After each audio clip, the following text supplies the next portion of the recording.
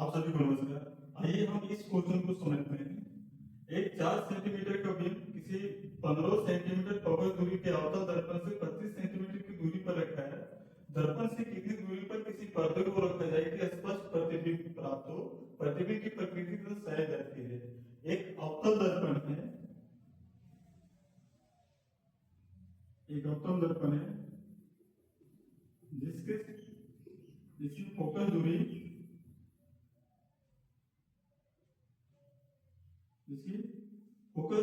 यानी कि F 15 centimetre दिया हुआ है और वस्तु को दर्पण के सामने 25 सेंटीमीटर की दूरी पर रखी गई है।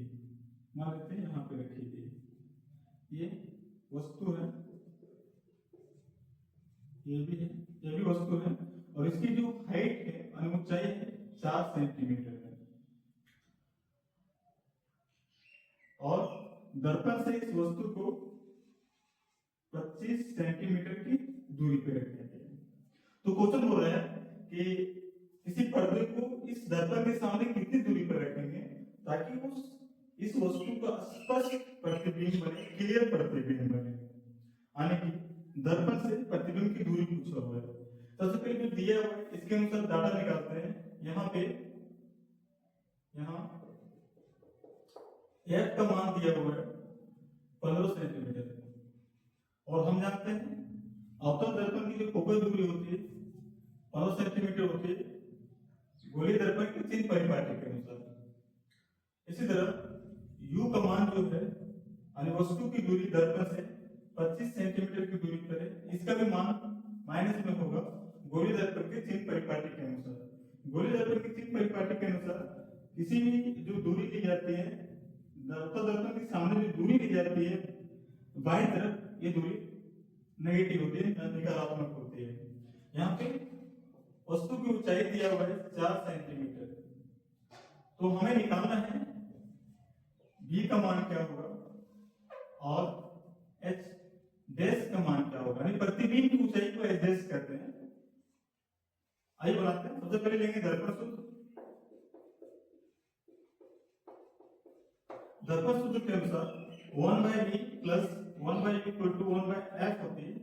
ये यहाँ पे 1/V का मान नहीं दिया, 1/U का मान दिया है -25 सेंटीमीटर और 1/F का दिया 15 सेंटीमीटर। अगर ये उधर उठ के जाएगा 1/V बराबर हो जाएगा 1/25 माइनस 1/15। इसको तो सॉल्व कर लिया। 1/V बराबर हो जाएगा, दोनों का एलसीएम लेंगे 25 से 75 तो ये हो जाएगा 75।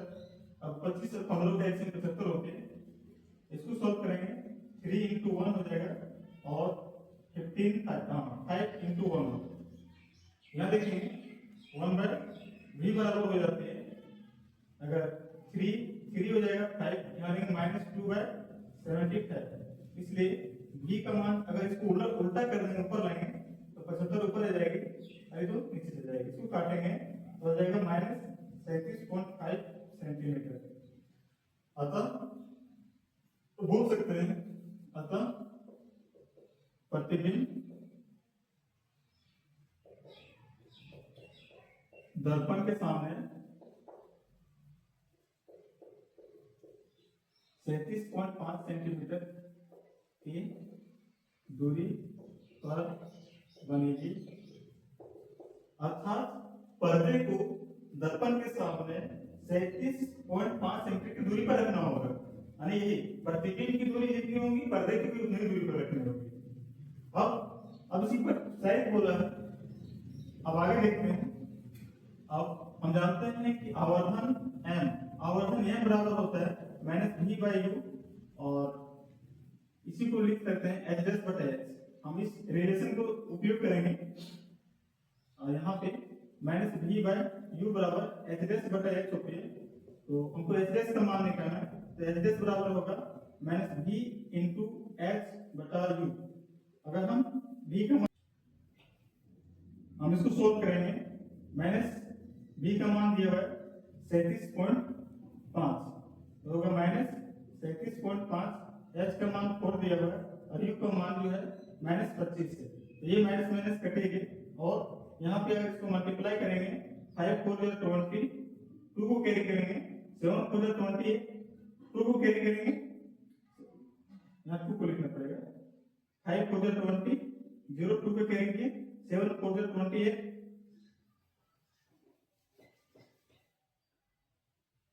इसको सोल्व करते हैं। हम माइनस लिखते हैं, माइनस बी का मान है 37.5 और यू का मान है 4, इंटू 4 करते हैं और यू का मान है -25। ये दोनों माइनस माइनस कट जाएगी। अब इसको मल्टीप्लाई करेंगे, 5 4 20, 20 का 0 2 को कैरी करेंगे, 7 4 28, 28 और जो 2 कैरी 2 को उसको ऐड करना पड़ेगा, यानी 30 का लिखेंगे 0 और 3 को कैरी करेंगे, 4 3 12 12 और 3 को ऐड करेंगे, आएगा 15 और माइनस 115/25। अगर इसको काटेंगे 5 फिर 25 6 यानी 7 में कर जाएंगे यानी -6 सेंटीमीटर रहेगी। यानी प्रतिबिंब की ऊंचाई, प्रतिबिंब की जो ऊंचाई आ गई, प्रतिबिंब यानी कि प्रतिबिंब की ऊंचाई जो है, अतः प्रतिबिंब की ऊंचाई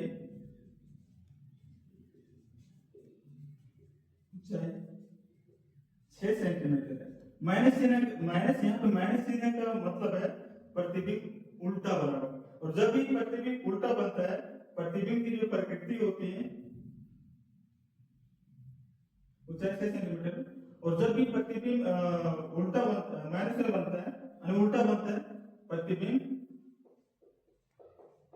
जो है ये वास्तविक तथा उल्टा है। मुझे उम्मीद है अब इस सोल्यूशन को समझेंगे।